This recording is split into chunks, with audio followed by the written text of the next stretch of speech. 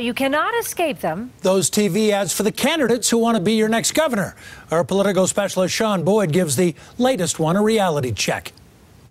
It's always curious when a candidate responds to one misleading ad with another. Such is the case with this ad by Democratic gubernatorial candidate Jared Polis. Oh boy, he's at it again. That's bona fide false. Walker Stapleton. This is false. And false TV ads, now attacking Jared Polis. This is completely misleading. Stapleton made a false claim in an ad during the primary, but it had nothing to do with Polis. In fact, he hasn't run any ad making any claim about Polis taxes, true or false. Polis knows this, but he wants you to think Stapleton is behind an ad that claimed Polis was caught not paying federal income taxes for 5 years.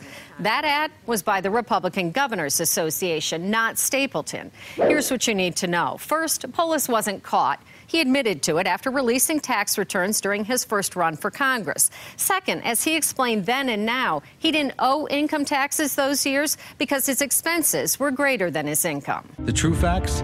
The Denver Post examined Polis's tax returns, and there was never a time he didn't pay taxes. This is misleading. Nobody claimed Polis didn't pay any taxes. Here's what you need to know. Despite insisting repeatedly that Donald Trump release his tax returns in his run for president, Polis has refused to release recent tax returns in his run for governor. So we really don't know what he's paid in taxes over the last 10 years.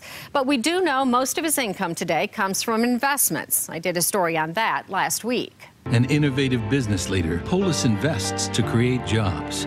True, but he also invests to make money, and much investment income is taxed at 15 to 20%, less than most of us pay. Stapleton, by the way, makes most of his money from investments too, which is probably why neither of them have released recent tax returns.